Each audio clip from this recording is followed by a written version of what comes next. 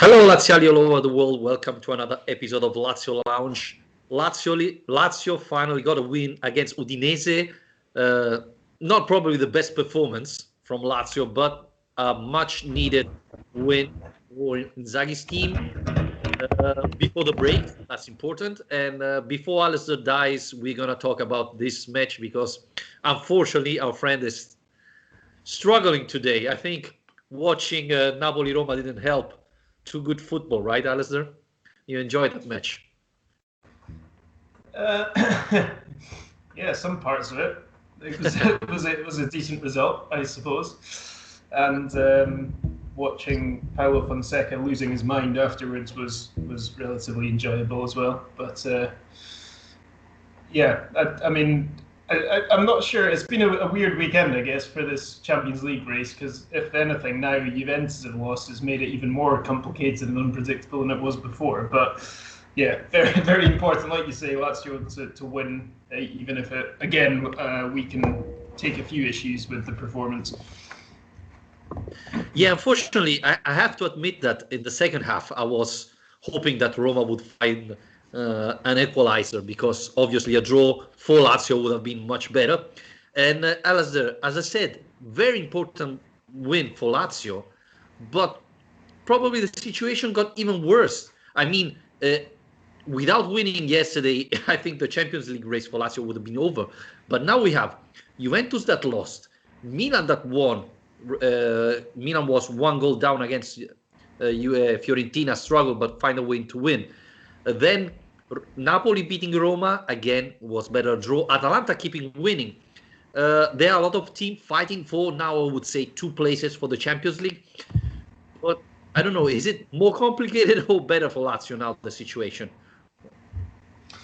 Well, the way Roma are going, I think it's better. If you consider that there are games in hand to come here where, Juve and Napoli both have that game in hand, but it's against one another. So that does mean at least one of those teams will be dropping points, guaranteed. Whereas Lazio's game in hand is against Torino, who, are still busy getting beaten in the relegation zone. So that is a much more favourable game in hand to have.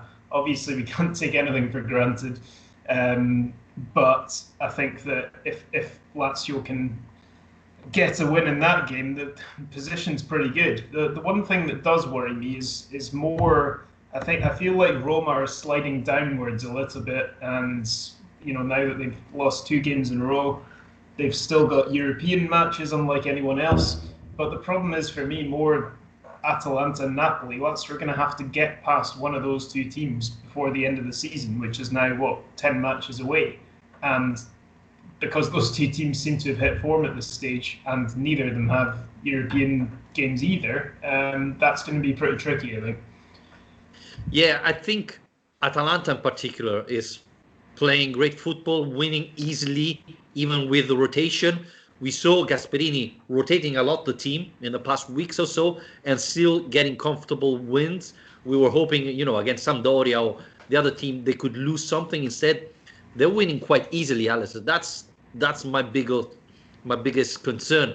Napoli, yes, have beat Roma, but I mean, Roma have got 3 points against teams on the left side of the table, so that's quite concerning. I thought Napoli played well the first half, but didn't do pretty much nothing in the second half, and still Roma wasn't able to manage to get the point. So I'm not quite concerned from Napoli, but the biggest issue, Alistair, is we have to go ahead of Juventus and Atalanta. And I don't want to sound too pessimistic, but I feel it's going to be quite hard to do it, right? Yeah, they need a turnaround in form, and I guess that for Lazio, well, to be honest, for most of these teams, but I think especially for Lazio, the international break is coming at quite a good time, because it does feel like they could do with a rest, and that they could do with actually kind of resetting a little bit. And obviously, some players will be in a way on international GT, but for a lot of that team, it's actually an opportunity to rest and recover. So it really depends who comes back stronger from that break. And the other thing is, I guess we just have to hope for the best when it comes to COVID cases, because as we know, having been put back in very strict restrictions here, there's quite a bad wave of COVID happening across Italy now. We're seeing it affect Serie A teams more and more, and Inter, obviously the latest one, with their game against Sassuolo on the weekend being postponed. And so that is still something we have to consider. It's something we have to hope for the best for, because you just never know when that's going to strike. And I guess in this season of all seasons, that's what makes this kind of unknown when it comes to rotation with Lazio even more frustrating, because you just don't know when you're going to be forced to rotate because of these things happening. So we'll wait and see.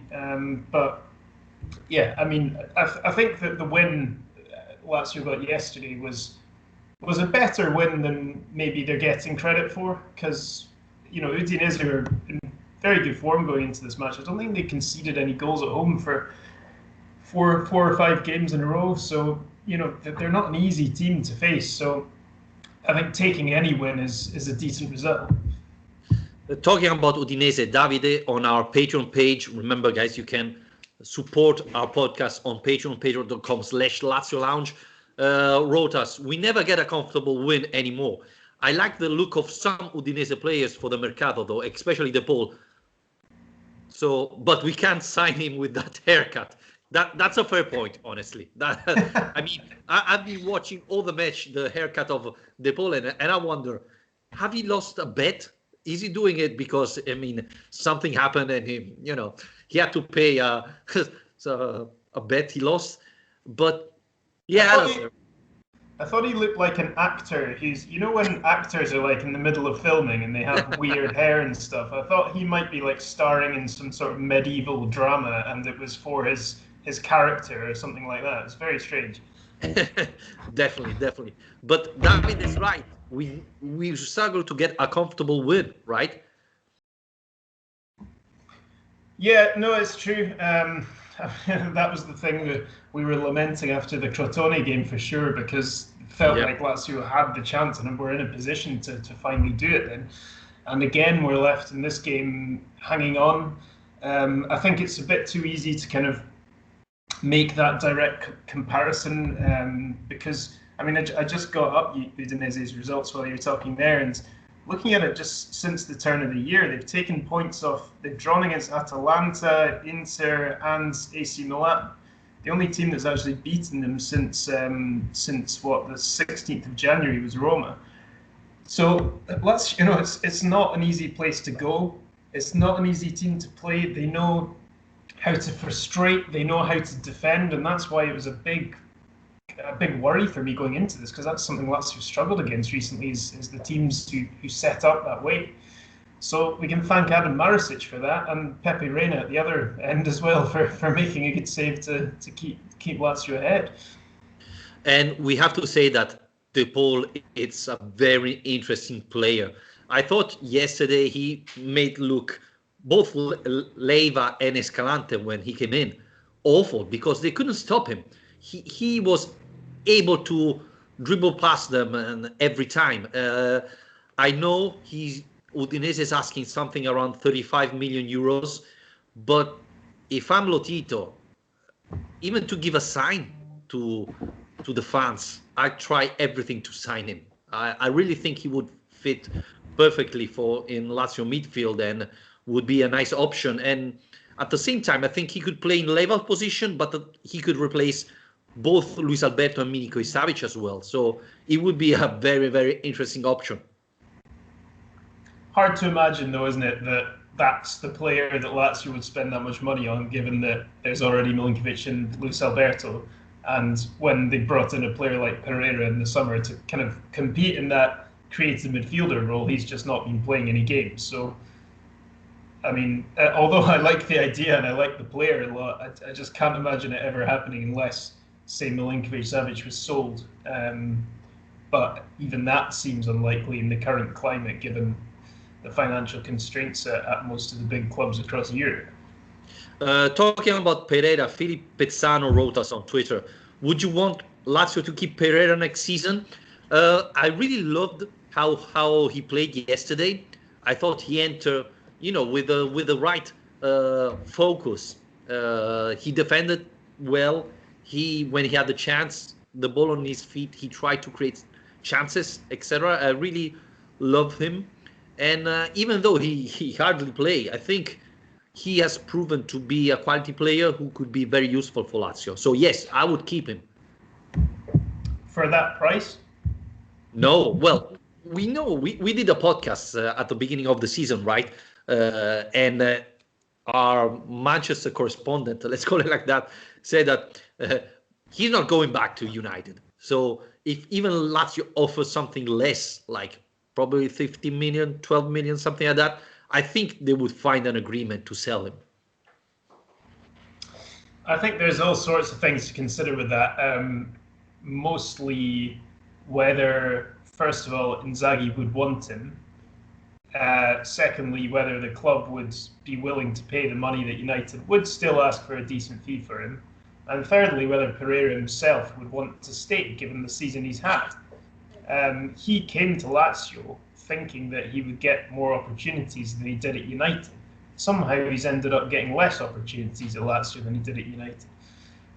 So even if his future isn't at Old Trafford, I can still imagine him thinking, well, what am I going to be doing here unless I can be guaranteed a bigger role?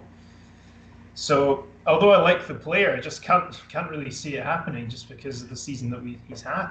Yes, but knowing Inzaghi, we remember, right, the first year of Luis Alberto as well. He hardly played, and then the second year things change. It looks to me that Inzaghi needs at least 1 year to get confidence with a player. Even Tucu Correa, the first year hardly start, and now he's a starter. Felipe Caicedo, pretty much the same thing. So it looks to me that Inzaghi needs to know better the player, right? He doesn't trust anybody after a couple of months. Yeah, that is a good point, actually. But then I guess you're kind of, because it's a bit different, it's not a signing, it's a loan signing, so that they would need to splash some money on him. And I don't know, I mean, the way that Lazio have spent proper money, obviously we've talked about in length, has not been very impressive recently, so I think they're going to be, I don't know, I think they're going to be a bit more careful with where they spend big transfer fees, or at least I hope they are, because if you look at, Dermisi and Berisha and Vavro and the rest of them, Vavro, who smashed a shot off the crossbar this weekend, in Bastos style. I think that it's hard to see, and even in my mind, it's kind of, it comes down to this, which is if Lazio are going to be willing to spend that kind of money this summer, I would much rather they invest that in the defence than invest that in Pereira. Talking about investing money, we have to talk about Lazio strikers, both King Chiero and Murici, because we have Masiev, Matt Gandini asking about the two players. What's your thought about their performance yesterday against Udinese? Sorry, which two players? Murici and Chiero. Well, disappointing again, really, because we need our strikers to be scoring goals, basically. And I thought that Chiero had the chances yesterday and didn't take them. And he just looks like he's run out of confidence a bit because he's in this run where he can't score. And he had two good chances, I felt, where he was kind of one-on-one with the keeper and failed to score in a way that he normally would have. And Murici, I don't feel like we really learned anything new. It was another opportunity for him, and it was another disappointment, really. I mean, I don't think he really created any chances for himself or convinced anyone particularly that they should change their minds about him. And it's a problem. I think it's good to see guys like Marusic popping up with goals, but Lazio have struggled to score goals this season, and a big part of the reason for that has been if Immobile stops scoring, then the options are suddenly run out. Yeah, we have to say that Chiero is not fit. You can see him, and there are those moments in a season. Well, we're not very used to it, but there are for other striker moments during the season where even bad luck comes, because in the second half he had two good chances against the goalkeeper. I thought the first shot was wrong. He had all the posts and instead shot against Musso. But then he shot again. Musso didn't touch the ball and he hit the post. That was a little bit unlucky for Chiero. So, there is that type of moment where things doesn't go your way. As you said, he feel a little bit, that it's not the perfect moment for him. He's a little bit unlucky. So maybe he rushed sometimes the conclusion, which obviously doesn't help. At the same time, I think that with Luis Alberto playing like this doesn't help our striker to score, because every single corner kick, we know that Luis Alberto is going to shot on target, and he's not providing assists anymore. So, he's not helping them as well. How many corner kicks did we have yesterday? Something like 12. I think we only had one chance where Luis Alberto finally hit the post and Musso deflected the corner kick. I think that now teams playing against Lazio are, when they're struggling, they're kicking in the corner, hoping that Lazio takes a corner kick, because they're less worried when we take corner kicks now. Yeah, I'm sure I heard as well the commentators say yesterday that Udinese are the only team who haven't conceded a goal from a corner this season as well. So it became, even as soon as I heard that, I was like, well, never mind then. What's the point? They may as well just kick the corners back to the goalkeeper and start again. You're right. I think Alberto's taken on a kind of different role this season, hasn't he? Because he has been the one who's kind of stepped up to score important goals when Chiero isn't. And, he came close again yesterday at one point. But, yeah, 0 assists by this part of the season that's a worrying thing. Milinkovic-Savic has stepped up, and I think the one he got yesterday, he's now second in the league for assists. But you look at the list of players who've produced them this season, it's amazing, really, that Alberto hasn't.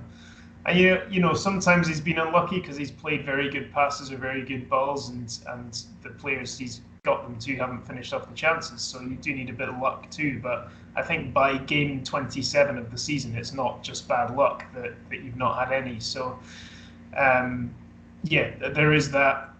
Definitely, that doesn't help. No. Wait, I lost it. Rafael is asking, Radu leveled Pavalli's all-time appearance record, Alistair? He's beaten it, has he not? I think the next match, right? Or it's... Oh, is it? Okay, yeah. I can't remember if it had been surpassed or not, but yeah. Amazing, isn't it? Considering Radu's injury record, Radu's kind of number of managers and eras he's been through at Lazio, it's incredible for him to get to 401 games. Yep. Like Valley, yeah. So he has equaled it, yeah.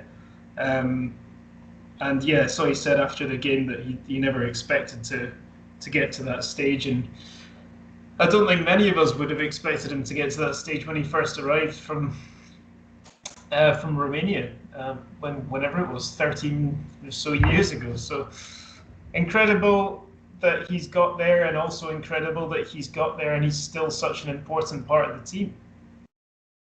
Yes, and we have to be honest. How many managers did Stefan Radu change when he was at Lazio? And it's not easy to change so many managers and still be in the starting 11, right? Because every manager come and change things, and he still be able to find a start everywhere. And I thought with Inzaghi, he improved. He got a lot of injury before Inzaghi. Now he's probably even more fit than before. He switched position, and things got even better. So again, very good performance yesterday. So yeah, unbelievable, and especially because let's not forget that Radu obviously is not Italian born, so he didn't start from Lazio Primavera. So, if he arrived in Lazio when he was 18, maybe he would have been, I don't know, 500 matches with Lazio shirt. I mean, that would have been terrific. But yes, again, incredible value, incredible attachment for Stefan Radu to this shirt, because, maybe you even want to leave at a certain point. Instead, he really feels like a real Laziale. And that's the thing I love more, and every fans adore about Stefan Radu. Yeah, exactly. You say he's not a guy who's come through the Primavera, but he almost feels like one by now. He almost feels like he's more kind of Roman than half the team, just because he's been around for so long and he's such an institution with Lazio. But yeah, I mean, like you said, there are so many things that could have happened in this period for him to leave, and yet he's still there. And he almost did leave. When was it? Summer before last, when he was basically put up for sale, and managed to convince them to keep him. And then you could see the importance back then of and his popularity with the team, because when he turns up at Aronso and they all give him the kind of guard of honor in the tunnel to celebrate him coming back into the team again. So it's clearly a popular figure. He would have been a captain by now if it wasn't for the fact that he doesn't want to be particularly. So yeah, I think a kind of silent leader, really. You mentioned Primavera. Shall we talk about Raul Moro? 2 match started. Yes. Lazio got 6 points, 4 goals, 1 assist. I mean, this player is terrific. How many minutes did he play with the first team this year, Raul Moro? Do you know, Alistair? 1, I think. I mean, this is embarrassing. Yeah, I mean, look, he's worrying me a little bit now. I mean, I do understand he's only 18. He's not necessarily ready to be, starting in Serie A or starting in the Champions League. But I think, given the competition the Lazio had, they did very well to sign him, because Chelsea really wanted him as well 2 years ago. They spent, I think, about €6 million to sign him, which is a lot for a young player. If they're going to invest and put in the effort to get a guy like that, I think it's important to convince him that he's got a future with the club. And he said in an interview around the time that he signed that was one of the reasons he chose Lazio over Chelsea, was that there was a pathway to the first team for him. And I really hope that this doesn't end up going the same way as Pedro Neto, where you have a guy with immense potential, a lot of talent, who is going to lose faith in Lazio being a place where he can develop. And my worry actually goes beyond that, because I think if that happens twice, it's going to put off players in the future as well. It's one thing it happening to Neto, but if it happens to Neto and then Moro, I think it's going to be really hard for Lazio to convince talented young teenagers that they can come to Lazio and work their way into the team. The other concerning thing about this is the rumors that Lazio, and in particular Lotito, tried to push him to Salernitana. Now, Salernitana is fighting for the getting in the Serie A, but if you have a young talent like Raul Moro, who is not like Palombi or Rossi, he's Serie A ready, or at least he needs to test to be at a Serie A level. That would be, I can understand if the agent of Raul Moro is upset. I mean, you don't send a talent like that in Serie B. It's different if Salernitana next year goes to Serie A, but then Lotito will have to sell him. So I don't know what type of deal they can find. But, I mean, you have to test him, give him some minutes I know Lazio was playing yesterday. We didn't have Caicedo. On the bench, we had pretty much Oli Correa as a striker. Pereira came in as Luis Alberto replacement, pretty much. So why wasn't he called? Why didn't have a chance? Starting have a chance with the Serie A this season? Yeah, I don't think that many people expect him to be getting thrown into the starting lineup by Inzaghi every week or something like that. But it's 1 minute is pitiful. I mean, you can bring him with you, which they have done a few times, and you can give him minutes at the end of games more regularly, or a decent chunk of the second half now and then. and he'll benefit from that. But unfortunately, we know how it is with Inzaghi in recent years, and just look at Nicola Armini. I mean, he's been willing to stick around because he's Laziale. He's come through the systems, and he wants to be a Lazio player. And you wonder how much longer he's going to stick around as well. But I don't know. The Salernitana thing is a bit depressing because it's just feels like when in doubt, go to Salernitana. Every time you open up their list of players in their squad, it's just a kind of who's who of forgotten ex-Lazio people. So, I mean, it does work sometimes, but strangely, the players who went to Salernitana who've then succeeded at Lazio, Strakosha and Luis Felipe, were both terrible at Salernitana. So it's not like they went there and then exploded because of how well they did in Salerno or in Serie B. Yeah, well, Luis Felipe didn't go that bad at Salernitana, but didn't play a lot, to be honest. So, well, he was injury prone even there, to be honest. Before we wrap it up, breaking news: Alessandro Nessa has been sacked by. Oh. So yeah, people was asking when he will be the new Lazio manager. Well, I don't think it's gonna be pretty soon. I loved him as a player, but I don't think he's that great manager at the moment, right? Well, it's hard to say. I mean, you can only really look at what he's got to work with and the league that he's in, and he should be doing better. I think Frosinone have one of the highest, if not the highest, budget in that league. Maybe not now that months are around, but they certainly are up there in a financial position that they should be fighting for promotion or automatic promotion. And I know he got them into the playoffs last year, but with a squad of players who were in Serie A 2 years ago.